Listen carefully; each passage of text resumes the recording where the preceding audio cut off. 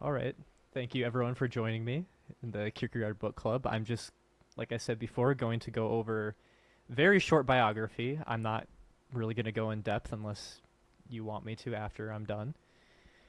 I'm going to go over some of his main ideas, and then we're going to go over the sickness unto death very briefly as well. So, Soren Kierkegaard, he was born in Denmark, May 5th, 1813. He was born to a his father was a somewhat well-off rich merchant, and his mom, there's not much detail on his relationship with his mom. It's kind of just he doesn't really write about her at all in any of his works, which is, you know, when he was young, he fell from a tree and he hurt his spine, which left him partially like deformed or like crippled. So later on in his works, he gets attacked by the media. They draw him ugly and like hunchbacked and whatever. He had, I believe it was 7 siblings, all of which died when he was early except for one, and he believed he was cursed because his dad also believed he was cursed, and that he would never live past the age of 33 because that's how long Jesus lived. So he was very paranoid about dying at any moment, which ended up making him write, I think it was 38 books in 10 years, or published. On top of this, there's over 7,000 pages of journal notes that were published later, and there was still work that wasn't fully published. So, um, other than that, like, there's not too much to know about him. I will go into his engagement with his fiance, who he engaged to for about a year, but then broke it off because he thought that he couldn't be a good enough, like, spouse, basically, husband. He thought he would write too much, and he was apparently was getting a calling from God to be celibate. But this relationship impacted him so heavily that you will see references to her in almost every book that he writes. There's even a concept called the single individual, which he later develops into a philosophical concept, but it used to just be to her. And their relationship was basically him going over to her house one day, confessing his love, her kicking him out, and then him going to her dad asking for hand in marriage and all that. But he was a very romantic writer. There is a certain journal note that I think is kind of interesting to look at. Well, let me zoom in here. Was it 1839? Yeah, so here's one of the letters that he had written to her. It says, "Everywhere in every girl's face, I see features of your beauty. Yet I think I need all the girls in the world to extract, as it were, your beauty from theirs." So he was very much in love with her. And when the engagement broke off, she threatened to kill herself, basically. And that didn't work. So her father also went up to him and said, like, "You please get back with her or she will surely die." But he wasn't going to. It was his commitment. And again, he was devastated. It's in all of his writings. Other than that, his authorship is somewhat complicated to go through. It's kind of divided into two sections, his first half and second half. He was only planning to write a certain amount of books until he got attacked by the media, which this book that we're reading, The Sickness Unto Death, is in the second half authorship. So if he wasn't attacked by the media, there would be no sickness unto death. But a lot of his authorship is full of pseudonyms, which are pen names, where he would take on different perspectives so he could talk about things without, like, for example, Johannes Climacus is someone who conducts a thought experiment. He's like, "Guys, what if there's this thing called the God? And what if this God somehow became a single individual?" Right? He's kind of like coming at it from this thought experiment perspective. And he died at 42 from a spinal disease of some kind, is unknown. But, and maybe actually, let me just bring up this because this is kind of hard to look at. So I kind of want to just go through this journal entry as it's going to set the tone for a lot of his philosophy. So it reads, "What I really need to get clear about is what I am to do, not what I must know, except insofar as knowledge must precede every act. What matters is to find my purpose, to see what it really is that God wills I shall do. The crucial thing is to find a truth that is true for me, to find the idea for which I am willing to live and die." He wrote this when he was 23, I believe, but this is going to define a lot of his later work. And so he keeps going, though. He's like, what use would it be to discover the objective truth, to work through every philosophical system, right? If it was one in which I did not live, but merely held up for others to see. Same thing about Christianity. What would be the point of understanding it if it had no deeper meaning for me or my life? And he's not denying the imperative of knowledge, but then it must come alive in me. I think this is going to be a key concept in a lot of his philosophy, about how we have all these objective systems, but it needs to come alive. Like, what use would it be to me to work through everything if it did not come alive in me?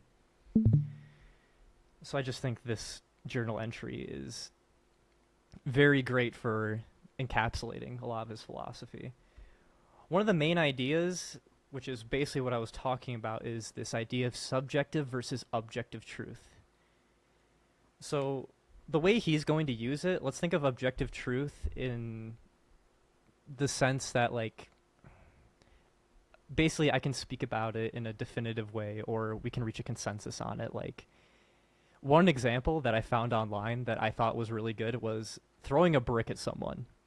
Let's say I threw a brick at someone and then I wrote down and calculated, like, all the signs I see. Like, he screamed, he has a bruise on him, he has all this stuff. This would be objective truth. But for Kierkegaard, truth doesn't become fully alive until it also includes a subject. So I don't actually understand this person's pain, the brick I threw at them, unless I myself also get hit by the brick. That is a completely different kind of understanding than just observing, like, an objective truth of what happened. Other examples often include, like, death. People will say death a lot. Like, we can understand death as a concept and know that we're going to die someday, but to subjectively understand it, we have to feel that, like, anxiety, that dread, that, for it to come alive, basically. In his ideas, he requires a subject for philosophy to become something that's actually even, like, worth your time. Otherwise, it just exists in your head. I believe he was talking about the Hegelians too, and he's like, these systematic philosophers, they build these grand philosophies, but in reality, they live in a shed. Meaning there's no way to live their philosophies. So in some sense, he's trying to resist objectification of human systems that are meant to explain the meaning of life. Another concept is anxiety. I kind of went over it briefly, but Kierkegaard equates anxiety with freedom, or freedom's possibility. So when I graduated high school, I had a bunch of possibilities in front of me, and this causes anxiety. So, and he also, I think, gives the example of looking over a cliff. He's like, anxiety is the dizziness of freedom because there's, like, infinite possibilities. I could just throw myself off at any point. And actually, there's a part of me that doesn't want to, but there might even be a part of me that does at the same time. So that's just quickly on anxiety. Paradox and offense. So paradox is one of the more controversial topics of Kierkegaard, because people read it as irrationalism. He sees paradox as something that can't be figured out through reason alone, but is something that can be figured out maybe through belief or faith. But a simple example of, like, maybe a common paradox is, sometimes to be strong, we have to be vulnerable. Sometimes laughter is on the edge of tears. there's a lot of paradoxes, but the biggest paradox for Kierkegaard is the incarnation of God, how the eternal and the temporal meet and become a single individual. The universal and the temporal become one in one person, and you can either respond with offense or faith. I wrote anxiety twice. Anyways, stages of existence. People have probably heard the 3 stages of Kierkegaard: the aesthetic, the ethical, and the religious. In concluding unscientific postscript, he adds religiousness A and B. The aesthetic life is one of hedonism, of pursuing pleasure and running away from pain. The ethical is about morality, what is right and wrong, but more about social morality, so what society tells us is right and wrong. And the religious is kind of a combination of the two, but I'm not really going to get too deep into the religious. And finally, Christendom. Kierkegaard was he was a huge critic of the church of his time for how they were anti-humanitarian. They didn't listen to their own, preaching. One of the things Kierkegaard was known for was giving and talking to the poor. Someone of his social class, it was looked down upon to talk to the poor, despite the fact that he lived in a society where everyone is a Christian, right? He still looked down to talk to the poor, so he had a lot of qualms about Christianity and the institution of religion, and attacked it so heavily that he thought he was going to get martyred at one point. But anyways, that is going to be it just for before we get into sickness unto death. I'll kind of just open this up to any questions before we get into sickness unto death, or any comments.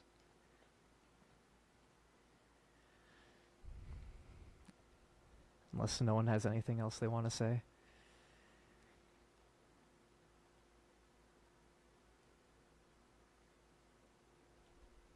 All right. I just brought this one up. Again, it's blurry, but this is part of the preface of Purity of the Heart to Will One Thing. And he says that this book, it seeks at the single individual to whom it gives itself wholly, by whom it wishes to be received, as if it had arisen in his own heart. That single individual who I, with joy and gratitude, call my reader. That single individual who willingly reads slowly, reads repeatedly, and reads aloud for his own sake. So, Kierkegaard is difficult to read, and he asks people to please read him carefully and slowly. Don't just rush through. But the sickness unto death is about the self, and it's about despair. Kierkegaard in this book, before we begin, is going to bring up 3 forms of despair. There's the inauthentic form of despair, or the unconscious form, which is the despair of not knowing you have a self. And there's 2 forms of authentic despair: the knowing you have a self and not wanting to be yourself. And then there's the deepest form of despair, which is knowing you have a self and wanting to be yourself, like in defiance or just on your own. The self, as we're going to figure out, as he calls it, is a relation which relates itself to itself. It's not the relation, but the relation's relating itself to itself. And I'll get into what that means. He's also going to equate the misrelation of the self with sin and despair. So for him, sin isn't just something that we do, it's a misalignment within us. Like, I'm not going to murder someone if I have, if I have faith, right? If I'm feeling great, I'm not going to do these bad, not just feeling great, but I'm saying, like, I'm in an existential condition where I am in a great place internally. I'm not going to do these bad things. So instead of sin just being an action that one performs, it's going to be a state of being for him in a lot of ways. And, I mean, we can get into the book a little bit, but that's kind of what the sickness unto death is going to be about. And again, I'll just open it up for anyone who wants to talk, unless you guys want me to start explaining the beginning of the book. No, I do have a question. I wonder if you could flesh out that first form of despair a little more. The inauthentic self, not knowing Sure. you're the self. Let me pull up my Sickness Unto Death. I kind of understand it, but So he goes into it. I mean, this will apply to all forms of despair, but I think this is very apt for the inauthentic form of despair where you're not aware you have a self. hmm, So it says, in despairing over something, he was really despairing over himself. He wants to now to be rid of himself. Thus, the power crazed person whose motto is Caesar or nothing doesn't become Caesar. He despairs over that.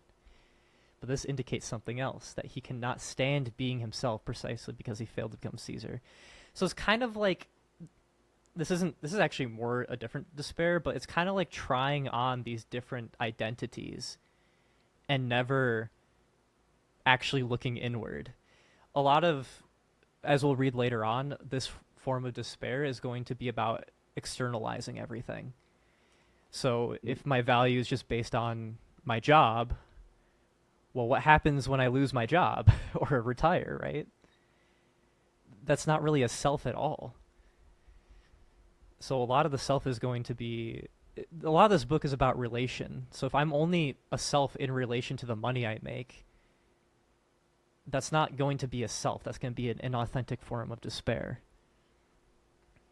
I don't know if that answers it a little bit, but it's kind of no, hard that without that going that into the that whole book. no, I totally get that. I just remember like the first time I heard about this inauthentic self or not understanding that you are a self. The first thing I thought of, or like the first impression I had, was that like a type of like skeptical doubt of existence. It's like, holy crap, do I even exist? That's at least the first impression I got. But then you reread and you have it explained. It's like, no, it's not exactly this epistemic doubt. Um, it's more like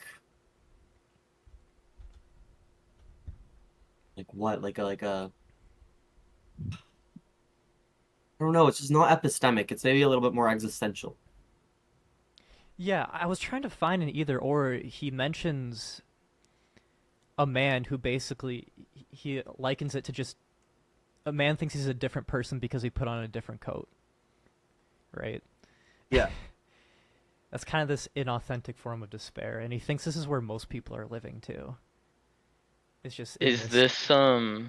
this kind of related to, say, Heidegger's inauthenticity? Is this Well, like Heidegger one can see the basically etymological plagiarized relation? Kierkegaard. Yeah, no, for sure. Like, actually, straight up. So pretty much, yeah. I mean, Heidegger's idea of authenticity is taken, I at least I think, straight from Kierkegaard. Although obviously it's slightly modified as he's not going for the Christian perspective. A lot of this is going to be. Oh wait, I'm in Works of Love. A lot of this is going to be related to God or at least something eternal. Because he's going to talk about if this human self were self-established, it would be only a question of one form of despair, not wanting to be itself. But because there's this eternal presence at the bottom of everything, we can have this second authentic form of despair, which is wanting to be yourself in defiance to the power that established you.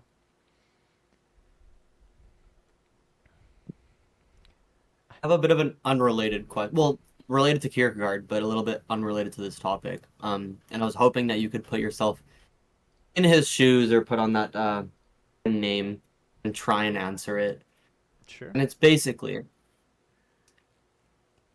if someone were to approach Kierkegaard and ask him, at least in the second half of his writings, like the later half of his life, someone were to approach Kierkegaard and ask him, um, if I'm not suffering or dealing with any qualms or dissonance or issues or anything of that nature, why ought I believe?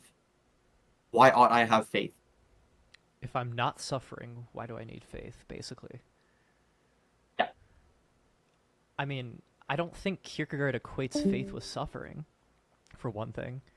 He equates No, definitely the not. misalignment of, like, anxiety in the concept of anxiety the reason that it goes bad is because there's a misalignment with something. I mean, if you're truly joyous in his mind, you're already like in communion with God. If you're super joyous and you're kind of living a hedonistic perspective, he would say that you're in a very dark form of despair that you're just unaware of.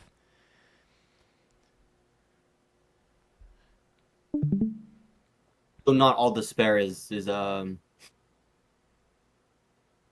evidently painful. Evidently, Yeah, this is the unconscious form, the first one. It really says being yeah. unconscious in despair of having a self, in authentic despair.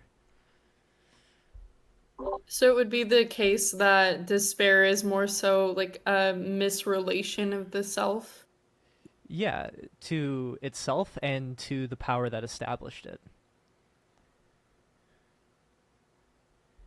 So obviously this is going to be controversial for a more agnostic and atheistic leaning people, but he's going to say that like if you aren't in relation to the power that established you, which I believe he means God, right? Then you're in the deepest form of despair called the despair of defiance. Although I think I have to remember, I haven't read this book in a little while, but he does say Christians, like if you're a pagan, you can't ever achieve like the highest form of despair. You can only achieve it if you're a Christian. It's kind of like you should know better. Is what he's almost saying, right? Like if you're a Christian and you're not treating people well, you have more weaponry to hurt other people and to be in this Luciferian despair. I think, too, I should probably explain what despair is a little bit in his own words. These. Despair is the sickness unto death, and still more definite sense, for there is not the remotest possibility of dying of this sickness in a straightforward sense, or the sickness any in physical death. On the contrary, the torment of despair is the inability to die. So I would say this is basically, simply put, what the sickness unto death is. It's to experience dying and yet not to die. To die death, as he says. Right? When the danger is so great that death has become the hope, then despair is the hopelessness of not even being able to die. To eternally die, to die and yet not to die death itself. He also compares it, despair is exactly consumption of the self, but an impotent self-consumption not capable of doing what it wants. But what it wants is to consume itself, which it cannot do, and this impotence is a new form of self-consumption, right? It's this inability to consume yourself, inability to die, inability to be rid of yourself. Because a lot of despair is the attempt to be rid of yourself. Like when we were going over the Caesar example, the guy, he wants to become Caesar, he thinks it's because he wants to become great. Really, he's trying to get rid of his true self because he feels it's inadequate, maybe, or for a variety of other reasons. So this is kind of like the basic definition of despair.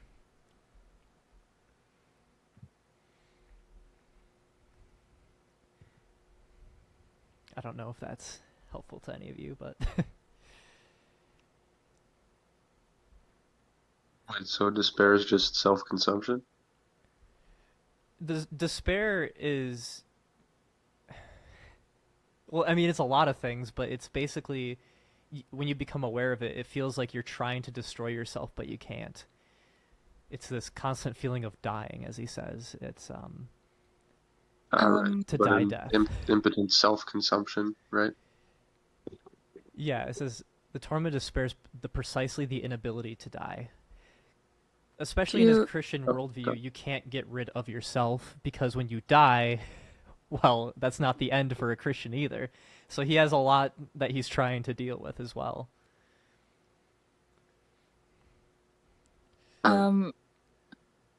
Do you think it can be also taken as in a way that you cannot like finish something because if you are not like how to say it, so this is more of a pagan or like witchy stuff, but for example in tarot the card death means a new beginning because something is finished and you move on to something new. Do you think that despair might be related to that you cannot like finish something and you cannot move on? Are you talking about how tarot like starts with the fool and ends with the fool type of thing?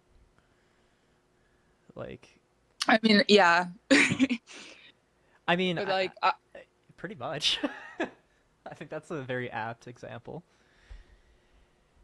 Um, I talk about it more like in a symbolic sense. I'm just like giving an example of the fact that death many times symbolizes the end of something to start something new. So will not being able to die mean that you cannot move on to something new? And that's why you're like there's despair over it, because you have to stay in the same state and you cannot move forwards. yeah, I mean, a lot of it is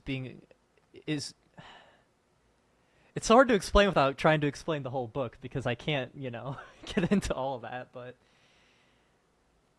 a lot of this maps onto different forms of despair in different ways. The deepest form is going to be the despair of defiance, which is where one tries to establish oneself by oneself. And he sees like it's the Sartrean freedom type thing, or like Camus' like rebel. People trying to establish, or transvaluation of all values might be better, Nietzsche. This trying to establish oneself, he thinks, is the deepest form of despair because he equates it to it's like a king without a country, and it makes values arbitrary. So if I am the arbiter of my own values, that means all my values are arbitrary because I just get to decide what is valuable and what isn't. Like, there is no value. So in some sense, you can't, there's nothing to move on from. You're just stuck in this one place forever.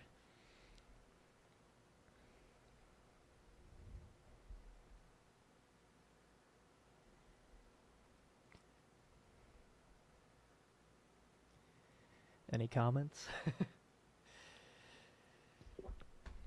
I need to think a little bit to word stuff better, but you can move. I sort of just want to discuss your point. Don't know who said that actually about the end and then a new beginning. It kind of makes sense, I guess, to me as well in this context, because in this case, despair is a sickness of the spirit, it says, right? So the light at the end of the tunnel is that we are no longer experiencing that sickness of the spirit. But what does that mean? I do not know.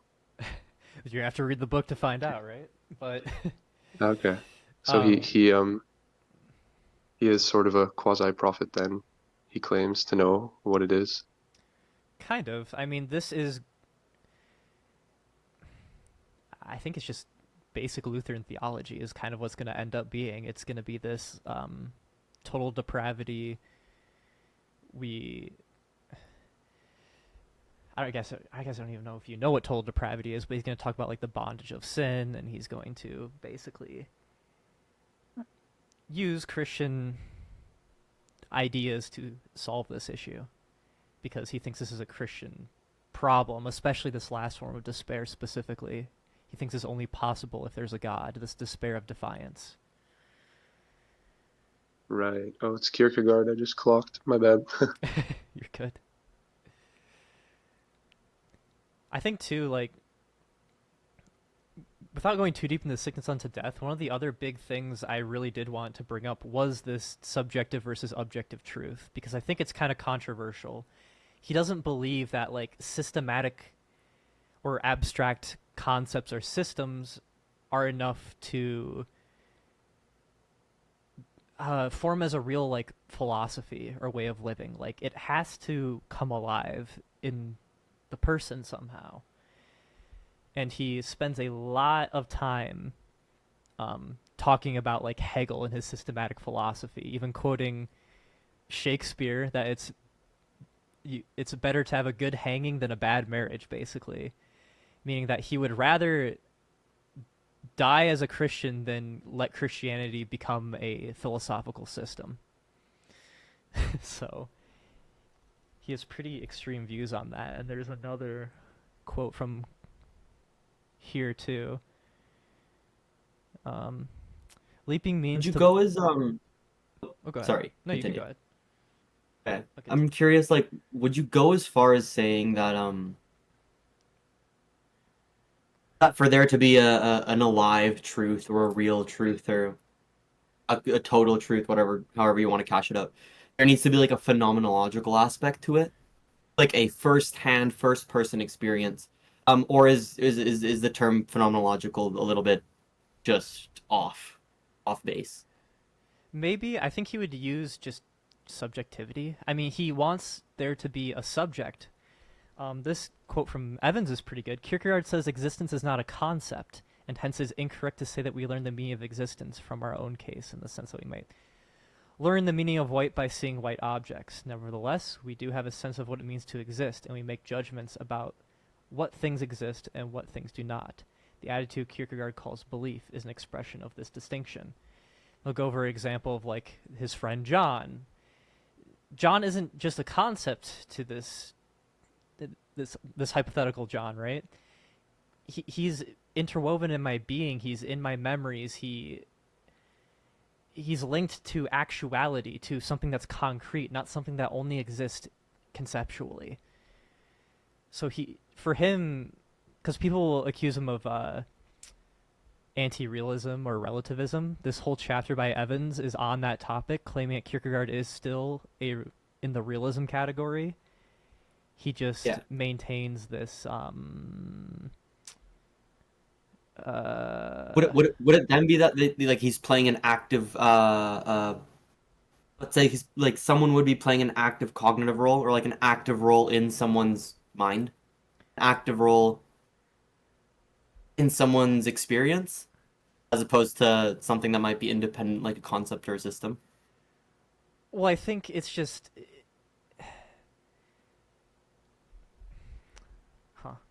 It's hard to explain, but a lot of this is against Hegel, right, and systematic philosophy. I didn't get that question. What was that? I didn't get the question. I think he. To be Well, honest. Chris, basically what you're asking is, does there need to be this basically cognitive experience into the individual for it to become real? Like an actual experience. I think for him, at least for Christianity isn't a philosophical system, really. It's something that is to be lived. It's not just a set of propositions. Like, one of his biggest criticisms towards the church was that it reduced Christianity to just a set of like syllogisms. Thou shalt do this, thou shalt do that. It was like, well, the 10 Commandments don't say that I can't emotionally abuse my child, therefore I'm going to be fine. It's like, no, that's not how that works. He was very much against systematizing Christianity. I think would a good word then be that Christianity must be personal? It must be appropriated inwardly, I think is what he would say. Okay. There must be a subjective component to it. This does not deny the objective, and he's not denying essence, or he's not diving into irrationality. He just thinks that Christianity doesn't exist in strict categories. It's not a concept. It's a life to be lived. Gotcha. It's a spiritual condition that one takes on. But I was going to share this little quote too. Leaping means to belong essentially to the earth and to respect the law of gravity, so that the leap is merely momentary. But flying means to be set free from the telluric, I don't know how to say that one, conditions, something that is reserved exclusively for winged creatures, perhaps also for inhabitants of the moon. Perhaps that is also where the system will at long last find its true readers. To be a human being has been abolished, and every speculative thinker confuses himself with humankind, whereby he becomes something infinitely great and nothing at all. So he basically said, you systematic philosophers, you'll find your audience on the moon, right? Because it doesn't exist in reality.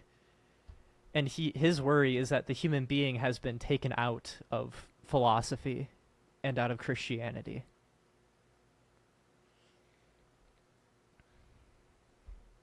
is kind of this resistance. He's resisting objectification, I truly believe, of human beings. Right? I'm not just a set of labels. I'm not just,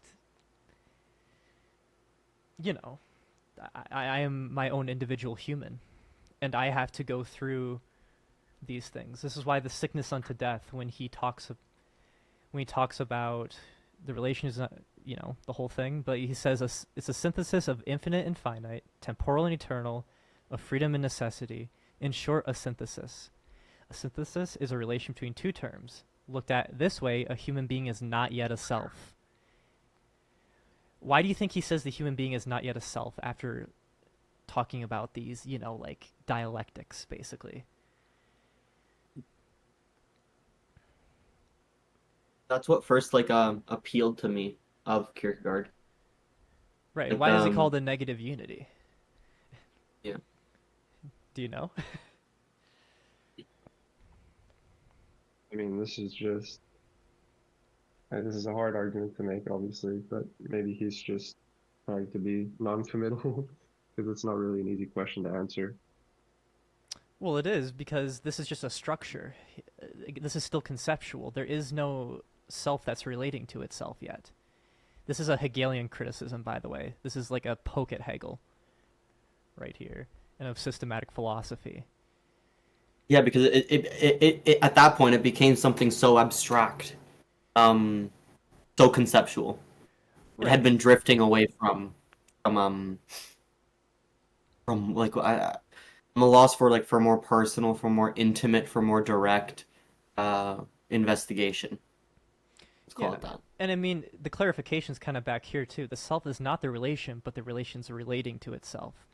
So people are going to think that this definition itself is the self, or that this definition of dialectics within a human being are the self. But it's the actual process of living it, of engaging in it, of being aware of oneself. Because for him, the self... Oh, go ahead. Sorry, I thought your sentence was done there. I was just gonna ask if you could elaborate a bit more on the negative unity and also the positive aspects, because I think I have some confusion there when it comes to the relation of relating to the self. So let's look at the positive unity. If on the other hand, the relation relates to itself, then such a relation is a positive third, and this is the self. So basically, once the system becomes, there's a subject, there's a self that's relating to itself, it becomes a positive unity. But he's going to go further. Expression of relation.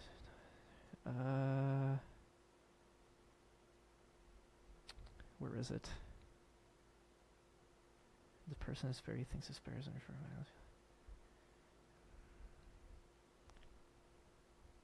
under. I guess it's right at the end. In relating to itself and in wanting to be itself, the self is grounded transparently in the power that established it. So the self isn't just going to be a relation which relates to itself. It's going to be in relation to an ultimate other. It's also going to be in relation to others, but the ultimate other would be God in his case. But this positive unity has two basically conditions. It needs to relate to itself, and it needs to relate to an other, and ultimately the power that established it. The negative unity is just a description, right? Infinite, finite, temporal, eternal, freedom and necessity. This is just Hegelian dialectics. There is no subject yet. There is no person involved. I don't know if that clears up the negative unity and positive unity, but... Yeah, no, definitely. Thank you. Yeah, I mean, I just try to say it in simple terms because he's writing this like this on purpose. It's very recursive. Sorry, I'm pretty sure you might have just pointed out examples, but is this negative used repeatedly throughout the text? Is this what? What did you call it? Negative Unity. unity. Yeah, is it used repeatedly? Well, yeah, this is going to be related to despair. because it's Okay. also I was just misrelation is also that. thinking back to why why the relationship, like the negative unity, in this particular context. In this context, And you said, yeah, and you said that it might just like it's not just a philosophical admission that we're still talking about what you called it, theoretical. sure, that works. You, Yeah, I'm not sure I'm what word I paraphrasing. used, but that word is fine. But between freedom and necessity, it is. Just keep going, and I'll answer. I'll get to the end of your thought Okay. process. Yeah. So freedom and necessity, to me, it seems like there's somewhat of an irreconcilable aspect to both of those. I mean, when I think of freedom, I think of, just to use more dialectic material, I think of conscious man. And when I think of necessity, I think of man driven by base desires like, hunger and so forth. Right. Um, That is the correct way of and viewing what he's saying there's a here. tension. Okay, and there's a tension there. So the direct synthesis wouldn't really be applicable, in my opinion. Is that something that Hegel tries to pull? I mean, Hegel, from what I can tell, eventually believes that we will reach a point where these are solved, basically, and we'll reach this almost utopian-like idea. But necessity, as in our being, is tied to facticity. Love a good bit of utopianism. Okay, Yeah, I mean, cool. people who are read a little bit more more of it. savvy on Hegel maybe can comment to that more. But there's a lot of Hegelian terms here, like spirit, is Geist. I mean, he's basically almost flipping Hegelian dialectics because he's also going to claim that like the self never really completes, at least while we're alive, right? We're always becoming. We're always this, and it's also kind of a challenge that the self is a static entity. A lot of philosophy has claimed that there is this like consciousness or self or this pure, I don't know, static thing. Kierkegaard is more saying that the self is this ongoing process. Like human beings are always becoming. And I think that's also very much kind of I don't know if that's against Hegel because I Hegel do. does have a becoming, but it's not appropriated to the subject. It's like this historical Geist. He does like Hegel does. He makes a couple of claims or like broad strokes with this whole becoming an absolute, like absolute religion, absolute self, absolute spirit, and all that type of stuff. But I don't think it's going against what Kierkegaard is saying here totally. The only difference to me, at face value at least, is that in Hegel's whole framework or his whole idea is that at one point in the future it will be the case that things become perfect. The self becomes solidified. Not that currently the self is dynamic and non-static, which is kind of the side like Kierkegaard's leaning on. Very dynamic, stretchy, interchanging, and relational. Well, and he's okay with not solving dialectics too, I think. Mhm. He's kind of okay with leaving it ambiguous in some ways, which I don't think Hegel would. Like, the systematic philosophy has to account for everything, right? There has to be a it can't exist in existence because existence isn't a concept. It can't be like when I'm doing math, like if I lift up this cup to drink it, I don't see like numbers coming out for like curvature or something, right? Or like an angle. Mhm. That's a completely different experience. I think in Kierkegaard's mind, Hegel's system just can't even work the way that it's built. Like if you tried to apply it to reality, everything would just like it doesn't make sense almost. It's kind of like nonsensical. So even if Hegel has like these more agreeing aspects with Kierkegaard, Kierkegaard is kind of, I mean, maybe too, he's almost bringing Hegel into reality, right? Bringing Hegel's system into existence in some ways, because he does see the self as a conflicting dialectic. And yeah, you just need to be a little bit. We need to be a little bit careful with the term reality. Yeah, maybe Because existence is better. when we say reality, the way Kierkegaard's thinking about it, it's very subjective. Or it's very like like feely. Well, he's I don't know how else to making put it. Like, a difference between like essence and existence. I think Plato made this yeah. similar distinction, right? Because like think of it as like the world of forms would be essence, right? Existence would be where we are now, the imperfect like expression of the forms. Yeah. Kierkegaard is concerned about the latter. It needs to the come impressions. into existence from essence. That's interesting to me that he fixates on that. Well, it's because it's where we are now, right? Yeah. Like, it's great if we have all these ideas in our head, but it wasn't Plato? Okay. I thought there was some distinction about how this world is imperfect, and I don't even Isn't remember. that's theory of forms. That's I might be Plato. thinking of Aquinas, too, though. I think Aquinas made the essence-existence distinction more heavily. Paul Tillich, who also comes after Kierkegaard, really leans on this in his book, The Courage to Be,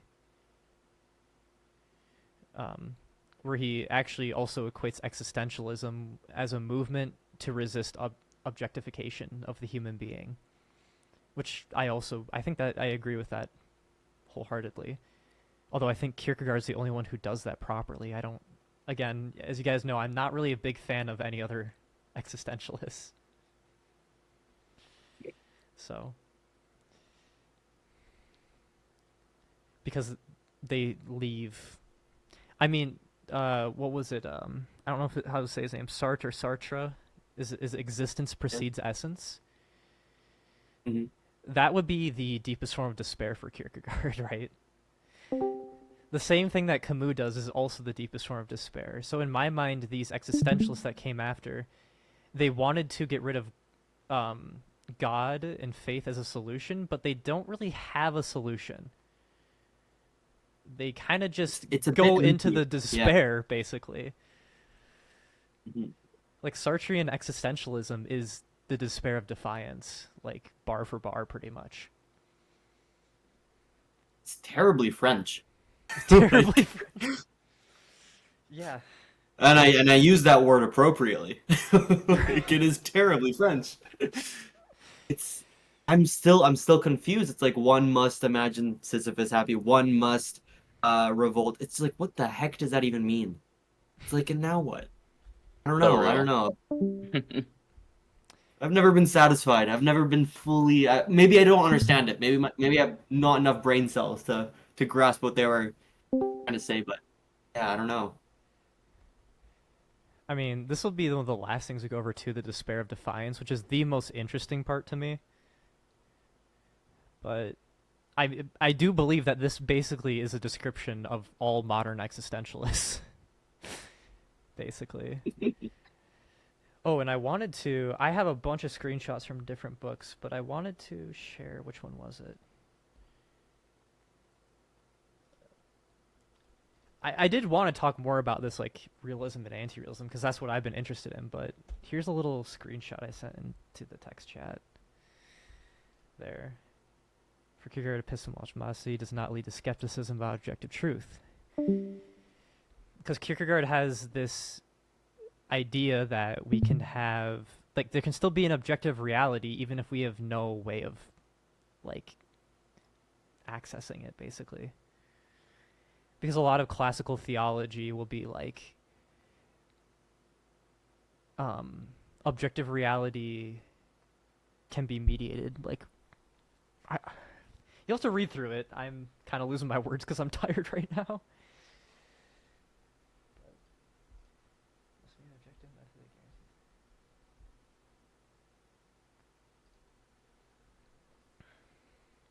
Is there any other like topics you guys wanted me to cover at least a bit in this intro? I mean, next week we'll actually be getting into the book itself a lot more. Yeah, one more thing from me, on his paradoxes, or Oh, on I was like gonna bring that that up. whole, yeah, the whole discussion about paradoxes. Are these, at least like in more contemporary scholarship, would they be cashed out as like apparent paradoxes, but not true paradoxes, or logical paradoxes?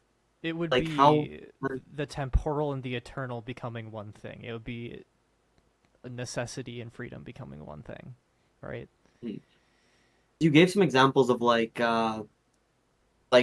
crying because like while you're happy or because you're almost happy, or being angry and loving. All of those things, like they seem to be opposites, but you can reconcile them in saying that, okay, well, someone can be a little bit happy and also a little bit sad. They don't contradict each other. They're just two isolated variables, ranging from 0 to 10. Well, there's a lot more extreme Um, examples, but you could see how, let's say we were going to put this in a conceptual framework for a psychology paper.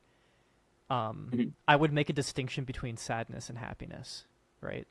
I wouldn't just Mhm. say happiness or something. That wouldn't even be like a real, like, Yeah, it would be conceptually incorrect to put sadness and happiness into like the same category. Yet at the same yeah, time, like we can experience these multitudes. it's different to be happy than it is to be not sad. Right, because again, we're speaking about existence, so existence can contain Mhm. those contradictions and multitudes where I can Yeah, be laughing and it's crying like, at the same time. wait, timeout. So infinity plus the finite. So that type of paradox. Well, we're What going to. about something as Oh, go ahead. sorry. What about something like as simple as like a geometric series?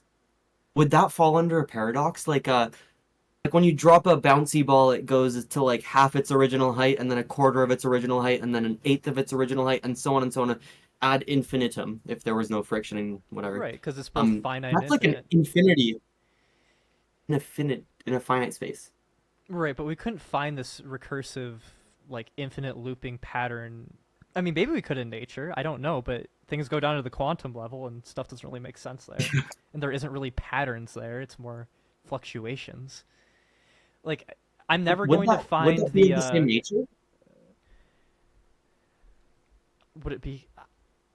Well, with Would that be of the same nature as that paradox? I don't. well, the biggest paradox for Kierkegaard too, I want to just mention it, is the paradox of the incarnation, God becoming man, right? How can the eternal become temporal? Um, and what was it? How can the universal become like be contained in a single individual? Instantiated, yeah. Like worldly.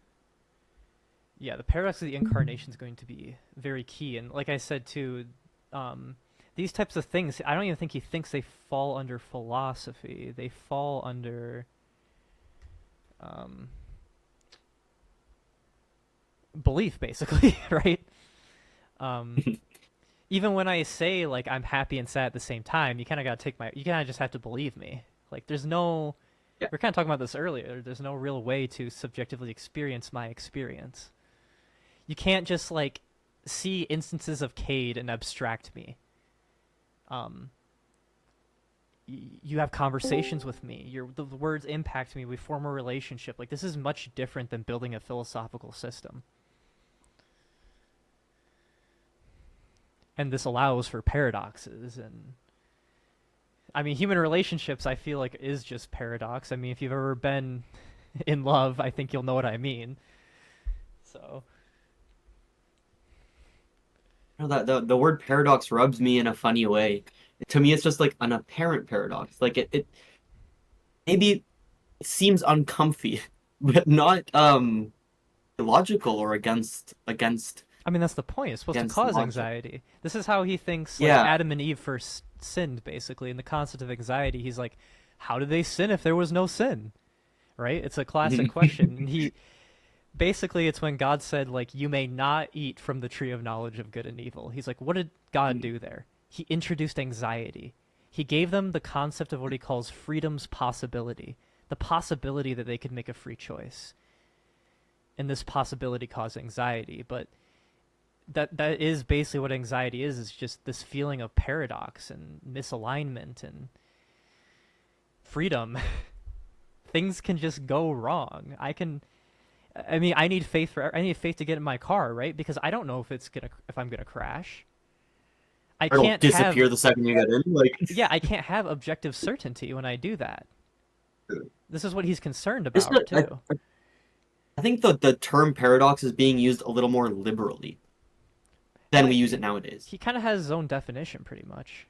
I mean, if we want to get into paradox, we would read concluding unscientific postscript, where it's like every other sentence, but which I did reference some parts of this. Concluding unscientific postscript is very good if you want to understand his it's very ironic, so it's kind of hard to read. But it's very good understanding his view of philosophy's place. He almost feels like philosophy is like intruding on people's lives and objectifying everything. Again, because like in the church, these horrible things can happen, but it's part of our list of doctrines. He's like, yeah, but you're not living it. And this allows for abuses of human rights and whatnot in the church.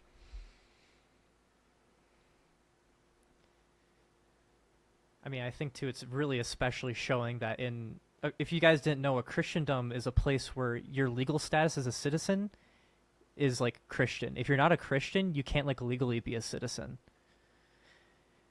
So it's where everyone is a Christian, and yet they weren't giving to the poor. They weren't contending. Like Fear and Trembling is a very interesting book to get into, because what he's pointing out too, he'll point out how a pastor will preach the Abraham and Isaac story, and then some guy will go home and like imagine, what if he actually took that seriously? What if he thought that it was his calling to kill his own child? The reason he almost brings that up is because he's like, all these pastors, like, they don't actually contend with the material. It's all like conceptual to them. They just read this horrifying story of this man attempting to murder his own son, and then they go on and sing worship songs and go home. There is no subjectivity. It's just, right? Christianity is supposed to be lived, so how is that living it? But that's just like one example in a much more ironical one where he points it out. Yeah, well, Fufu pointed out passion. Yeah, passion is a key part of his philosophy. He calls it, there's the passions. Faith is the highest passion. Well, faith and love, I should say, are the highest passions for him. I have a bit of a question. If you were to raise this, let's say this realization, like raise this issue of the priest just like preaching certain conceptual things, and then putting their collar off, taking their collar off, getting in the car, going home. Like, if you were to tell that to a priest, do you think they would agree with the way it's being said? And how would they cash it out if not?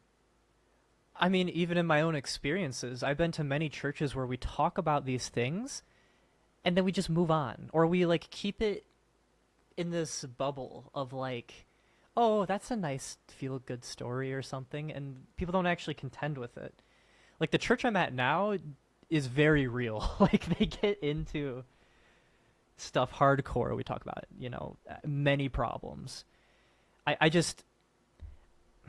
I think he's worried that if we keep these stories purely like conceptual, that we'll never end up living it, which I think is true, especially nowadays. I think there's a lot of people who claim to be Christians, and yet they can't even like say anything nice to their neighbor. Like they can't even remember when's the last time they gave something or like actually loved another person. And I think there is a lot of priests and pastors who are the same way. I mean, look at mega churches, right? They just reinvented indulgences. There was a mega church that was saying you can buy plots of land in heaven. They reinvented the thing Luther broke off from, right? It's just I don't know. I resonate weird with because, like, Kierkegaard so heavily in this way. I hear a lot of that, and like from my parents, because they were just like, Columbia mega Catholic, hear a lot of that stuff, but me to all the churches I've been here with, like, my Christian friends growing up, it's never seemed to be a very surface layer, like laissez-faire, like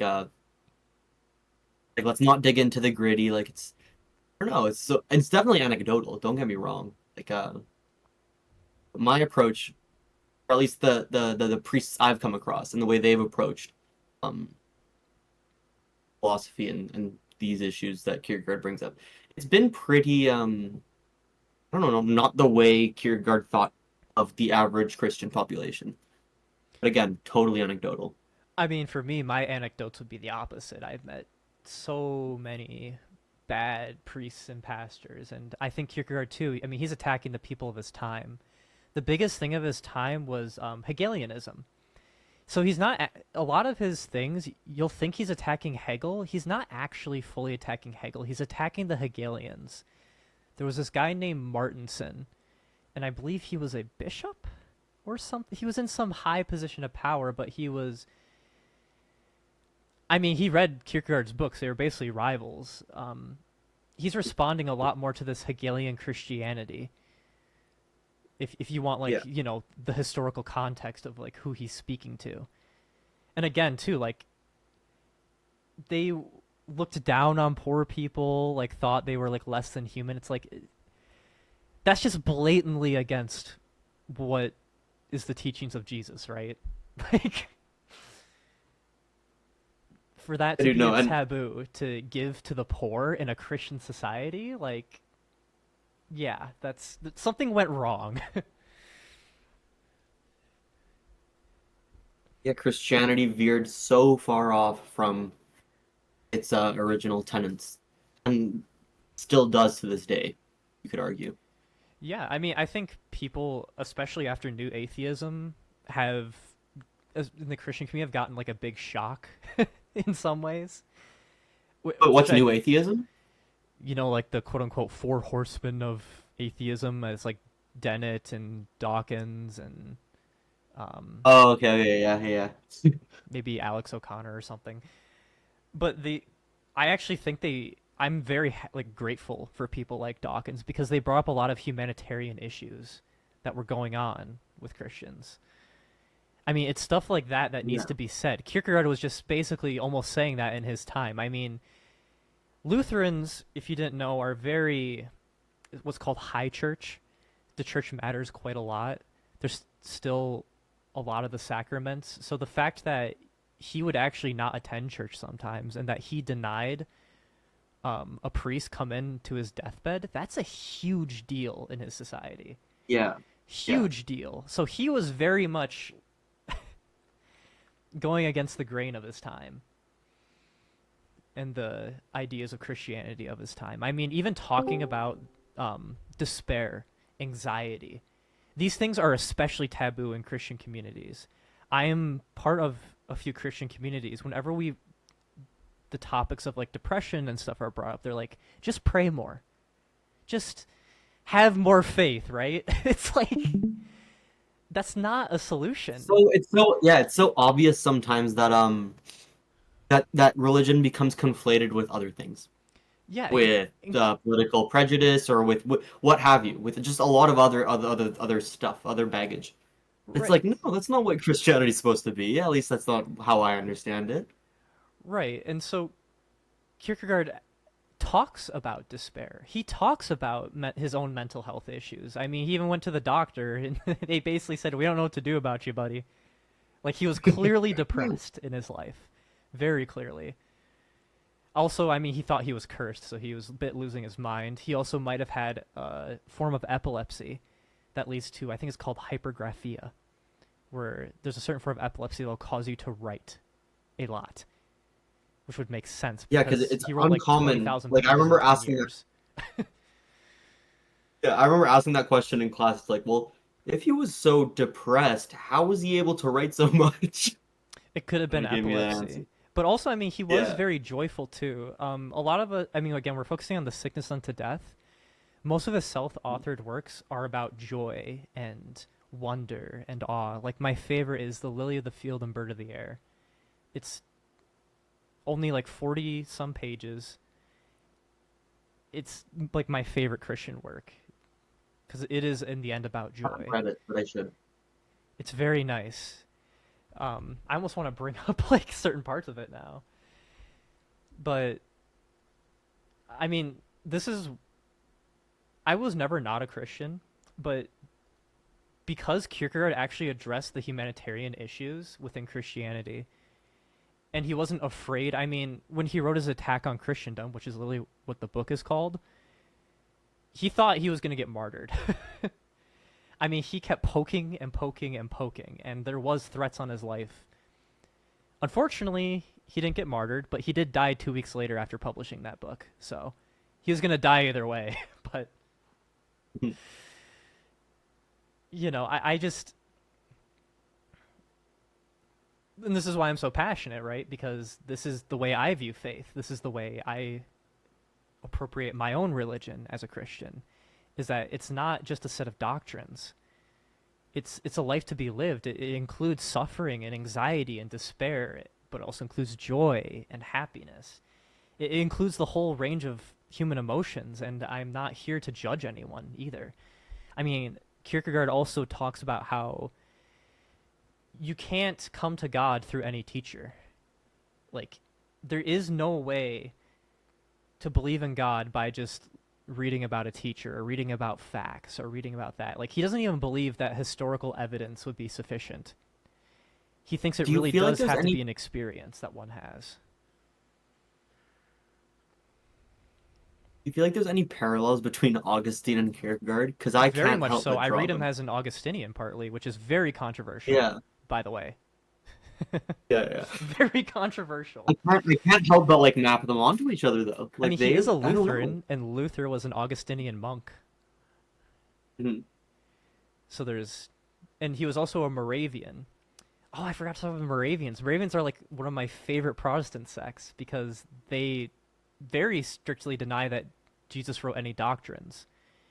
They go by its verse, I think, 1 Corinthians 13, where they value faith, love, and hope above all else, and love is the greatest of them all.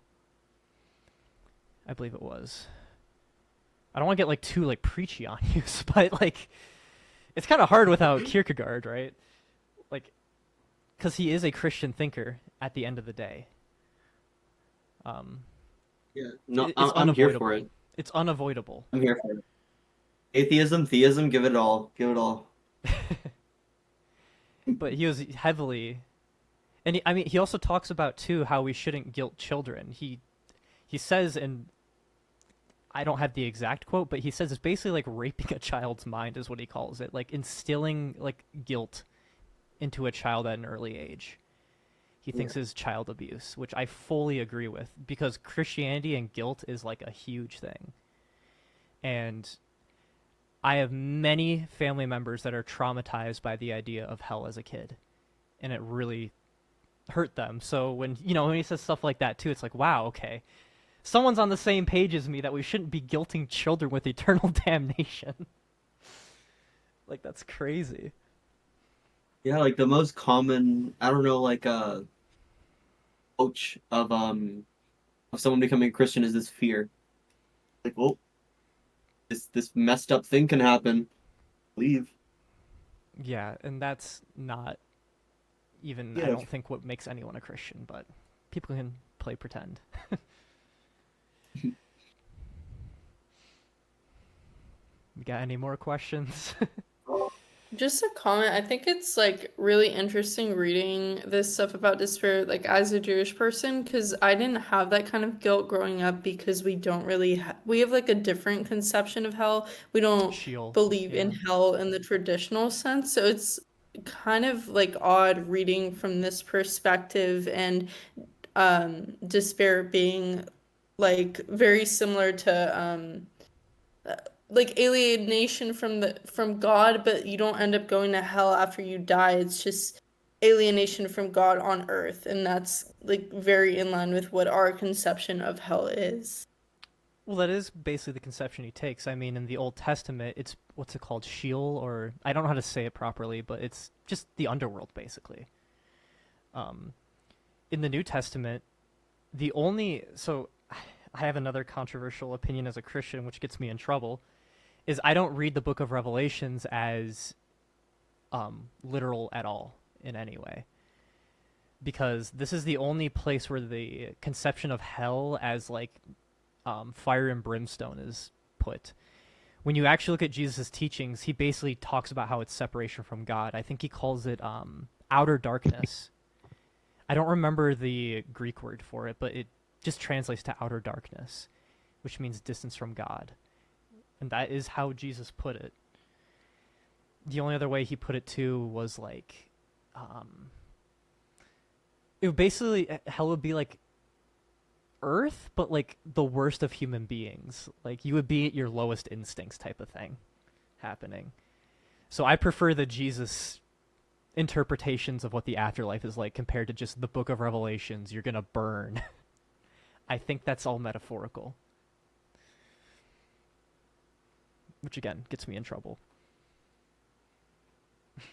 I mean, it's not unlike what I've heard. Like, I have a friend who just converted to Orthodox Christianity, and she like specifically liked that form of Christianity because she liked the idea of hell being separation from God, and like she felt that she experienced that, and that is like much more easy to conceive of than going and burning and eternal damnation and whatnot. Well, and it So I is don't know. more That in line seems with more Jesus, convincing. right? I mean, Jesus never preached lake of fire. He never even used the words.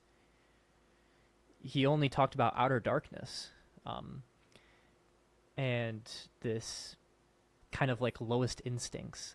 I also like Orthodox or like Eastern Orthodox Christianity. They have the idea of theosis, where basically the idea is just to be in communion with God, be in unity. There is no like guarantee you're going to heaven or hell. It's more just getting closer to God, participating in his creation. So I do take like the Eastern Orthodoxy stance on the afterlife as well in this theosis idea. I also think that like this whole fire, heat, anger, all that, we have like Dante to blame for that a tiny bit.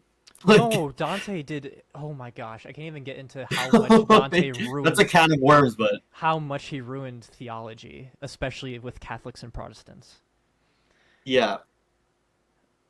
It's just, yeah. I mean, I love the Divine Comedy, but It's like, yeah, like yeah. talking to like friends, they say like, yeah, hell is supposed to be something like cold and empty and barren. Um, Flip open the Divine Comedy, and that's not really what it looks like. Yeah, I mean, it's an artistic expression, really, and these like the seven deadly sins are not found in the Bible. Although I do agree that those are interesting to think about. It's not. That's like fake theology, right?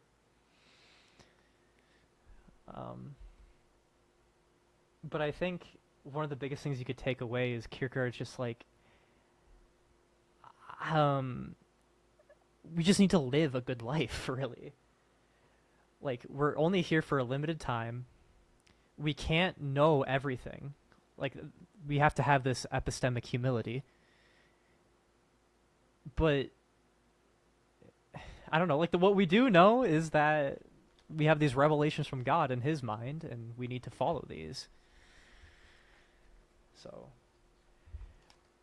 again, it's a life to be lived, not just a set of doctrines. But Sweet. I'm gonna peace out now, but Cade, thanks so much. I very much enjoyed your book club. well, yeah, it's just the intro, Well, so hopefully it gets good when we start reading. I'll be at the next one. I'll be at the next one, I'll- regardless of the hour. I mean, I'll post to the pages that we're supposed to read. I did post it earlier, but I'll post it again. Okay, sweet. It's gonna be 20 pages at a time. Hopefully that's not too much. Do you guys think that's too much? No, that's Because again, it does read very, what is the self? The self's relation which relates itself to itself. the first page is dense, capital D. I mean, we kind of almost went through it though already. That's just because like you've experienced it or like you've thought about it before. Yeah, I mean, That would not do if it. we really needed to, I could go line by line and explain it. But I think just getting the I general. have ideas diagrams. out- I sent in notes. I'm gonna bring them up next book club. Yeah, your diagrams were really funny.